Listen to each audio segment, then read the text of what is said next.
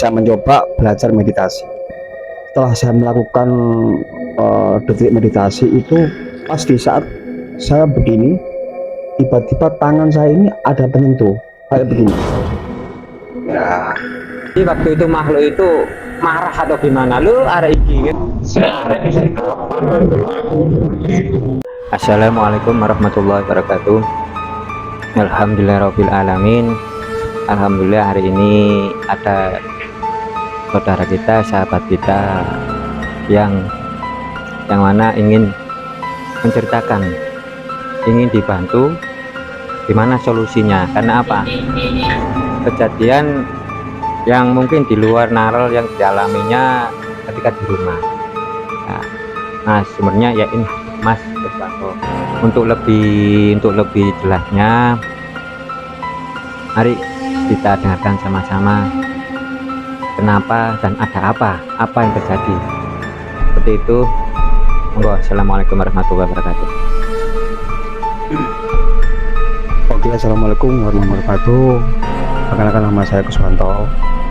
Di sini saya datang ke sini tujuannya hanya ingin menyampaikan keluhan yang selama ini saya alami, Pak, terkait dengan adanya hal-hal yang kalau dibilang mistis begitu ya. Waktu itu sekitar jam setengah 2 malam saya mencoba belajar meditasi di tempat yang sangat kosong sekali, mungkin Pak gudang terbengkalai, sudah lama ditinggal sama keluarga. Mohon maaf sebetulnya. Setelah saya melakukan detik meditasi itu, pas di saat saya begini, tiba-tiba tangan saya ini ada penyentuh kayak begini. Nah, ya, saya juga heran. Tadi itu tidak ada siapa-siapa, hanya saya sendiri di ruang kosong sendiri, di ruang kosong itu. Tapi kok ada keanehan. Nah, itu saya juga mikir, ini hal apa yang ini? Apa jin? Apa hal yang lain? Apa diganggu hal-hal itu? Contoh ganggu kan nggak mungkin lah. Nah, begitu. Makanya saya ke situ, jangan ke sini. Itu cuma pengen menanyakan hal-hal apa yang bisa membuat saya seperti itu. Kok saya tangan saya begini ternyata. Pas saya begini, dia begini. Tak ditampel gitu loh. Nah, itu apa? Itu kalau menurut Gus. Gimana ya Gus? Kalau menurut Rahman, apa itu kira-kiranya? Alhamdulillah. Gini Mas, saya jawab sepengetahuan saya, selebihnya saya mohon maaf. Gini, waktu itu sendiri. Iya sendiri. Dalam rangka apa itu? Kenapa kok sampai gitu? Kebetulan saya ingin melakukan meditasi itu, ingin mengetahui, ya, apakah hal gaib itu ada? Pengen tahu, nah, hal gaib itu isinya apa aja dalam itu? Kabarnya ada jin, ada penunggu, ada. Nah, saya ingin mengetahui, makanya saya datang ke tentang kosong, lain, untuk meditasi dan tahu apakah ada gangguan. Ternyata setelah saya lakukan benar-benar itu loh. Jadi katakan saya tambal begini, gitu. Menurut saya hal seperti itu nggak usah dalam arti apa, gaib biarlah jadi gaib. Kita ini terhubung antara dimensi gaib dan fisik mau mengetahui gaib itu kita harus tembus ke dimensi itu. Dan Mas Kes ngapunten, Mas Kes kan ingin mengetahui fungsinya apa, buat apa, kan nggak perlu gini, nggak perlu. Walaupun kita tahu pun mau apa, nggak perlu. Makanya bisa jadi waktu itu makhluk itu marah atau gimana, lu arek iki kan lu anak ini kapan kan dulu aku seperti itu. Jadi untuk berikutnya udah yang gaib biar gaib, yang positif biar apa, antara kerukunan antara kehidupan alam dunia ini kan cuma dua. Kita diciptakan jin dan manusia hanya untuk beribadah kepada Allah. Seperti itu, tidak ada tujuan lain. Nah, ketika manusia ingin melihat, merasakan, kalau tidak ada guna, fungsi, tujuan, itu malah jadi dosa buat kita. Seperti itu. Untuk berikutnya apa? Untuk keluhan lain apakah ada di rumah? Kalau itu banyak kan kondisi setiap yang anehnya setiap malam Jumat gitu ya, contoh mas, setiap jam 1 atau jam 2 sampai setengah 3 mesti saya bangun jam 1 itu. Tiba-tiba saya kadang-kadang kayak ada nyuruh saya ngomong sendiri, dalam arti ngomong sendiri itu malah tidak tahu tidak tahu arahnya begitu loh, begitu. Begitu karena makanya saya heran, ini apa sih bang yang buat saya seperti ini apa, padahal saya juga rajin ya, rajin dalam segala hal, contoh ya kebersihan dan lain-lain. Kan katanya orang bilang ayo bersih yang bagus, bersih supaya nanti kita nggak kotor, kalau kotor banyak gangguan. Padahal saya bersih terus tapi tetap ada gangguan gitu lah. Nah, jadi setiap malam Jumat mesti gosir, mesti jam 1 sampai setengah 3 saya ngamuk-ngamuk, tiba-tiba saya ngomel, akan ada dorong pikirannya, ada bisikin, kamu seperti ini, kalau mau bangun kamu seperti itu Gus. Nah itu kalau menurut Gus gimana Gus, apa gangguan apa itu gimana? Kalau hal ini banyak begini biasa loh ya, seperti ini biasa. Cuma di saat malam Jumat setiap jam 1 sampai setengah 3 mesti ada dorongan yang aneh, ada bisikan yang aneh, tapi dengan positif bisikannya ya, ngomel kadang-kadang gimana gitu loh. Begitu apa pengaruh jimat batu-batu api atau gimana Gus, gimana Gus ya aku takut seperti itu Gus. Mohon maaf. Kalau masih seperti itu, satu saya ingin tanya-tanya, belum tidur baca doa? Iya baca doa. Menurut Islam sebelum tidur itu harus duduk. Wajib kan? Sunnah itu. Tapi lebih baik karena apa? Sunnah itu pahala. Setelah wudhu baca doa, dan kita ambil positifnya aja. Kenapa waktu setiap malam Jumat tak bisa tidur? Ya, kita ambil positifnya aja. Allah mengirimkan makhluknya untuk sholat. Mungkin dianjurkan sholat malam ataupun untuk sholawat, zikir. Tapi nggak usah pikir sing aneh-aneh, nggak usah mikir itu gangguan, nggak usah. Ayo kita kembalikan lagi berpikir positif. Oh iya ya Allah, gitu. Aisyah dulu. Kita kawin sholat malam, kayak sulitan, kayak sholat, hal-hal mistik singkiran dulu, nomor ke-10 dulu ya.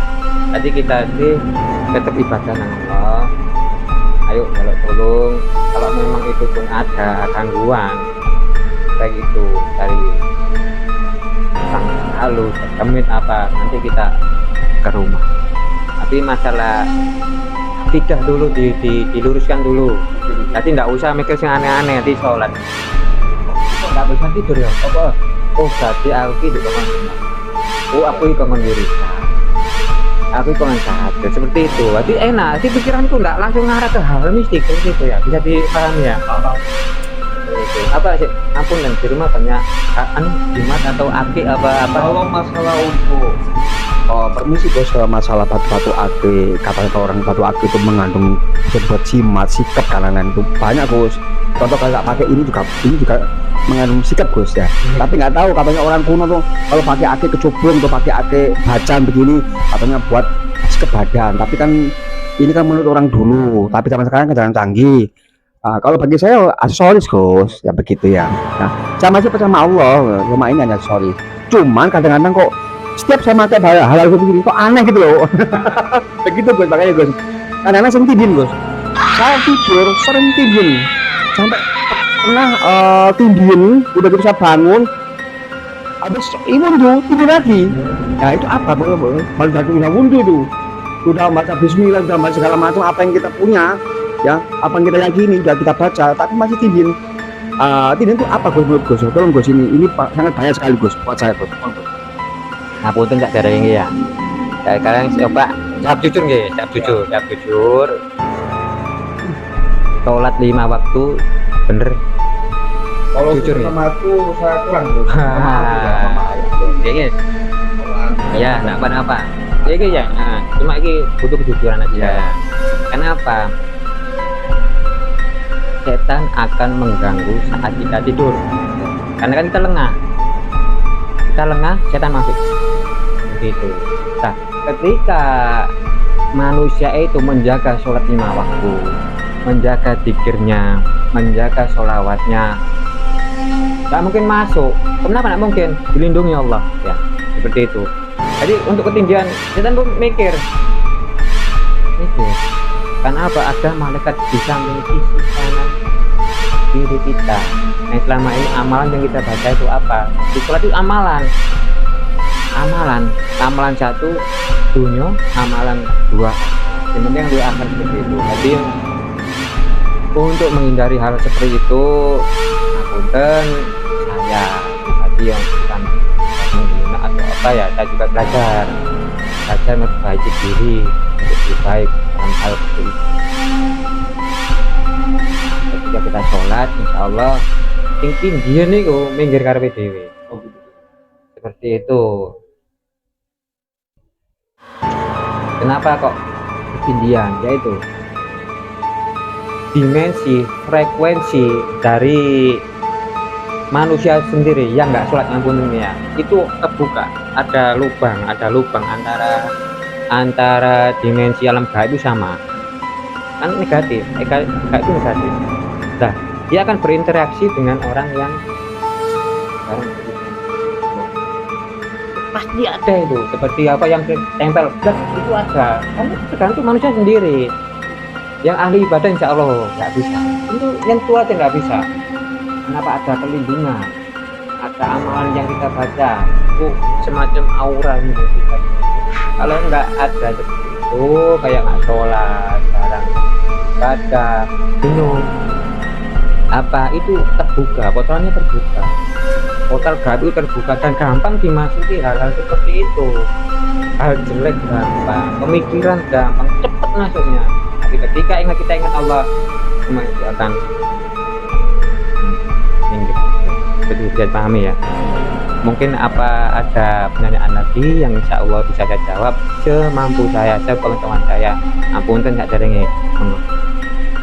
Kalau untuk yang lain Gus, kalau tidak ada lagi ya, saya juga terima kasih kepada Gus Andi yang telah memberi saya solusi, saran yang terbaik buat saya, dan juga buat tim-tim semua. Saya juga mengucapkan terima kasih. Mungkin ini pelajaran buat saya juga. Selama ini saya mungkin kurang tepat waktu untuk beribadah ya, kurang mampunya pikiranku mungkin untuk menghadap bagaimana gitu. Jadi ini saya juga merasa ada ilmu juga saat ini, mungkin ada jawaban. Jadi mungkin kedepannya Gus ya, mungkin akan saya rubah dari semuanya. Begitu Gus. Terima kasih buat Gus ya, terima kasih atas solusinya Gus, atas doanya, atas semuanya. Terima kasih Gus, buat tim juga terima kasih. Assalamualaikum Gus, dari Gus Suwanto. Nah alhamdulillahirrahmanirrahim, dari pelajaran ini kita ambil hikmahnya apa? Jika kita ikhlas beribadah, menjalani taat pada Allah dengan niat, insya Allah hal-hal gaib itu akan minggir dari itu. Dia akan pergi dengan sendirinya. Alhamdulillah Mas Suwanto dan Gus ini dengan curhatannya, insya Allah dari tim kami akan mengunjungi rumah Anda. Entah kapan, monggo jadwalnya di bilang sama saya, insya Allah. Kita hanya bisa berusaha untuk maksimalnya, untuk hasilnya kita pasrah pada Allah. Kalau menanyakan nomor apa, kalau itu cuma dungo damai kayak apa, dungo kayak ayat Al-Quran ini, titip wasilai Al-Quran ini, insya Allah dengan barokah Al-Quran, barokah Nabi, niat ikhlas, niat tulus kita untuk kembali Allah, kembali kepada Allah, segala kesulitan, segala perbuatan urusan baik dunia maupun akhirat. Oke.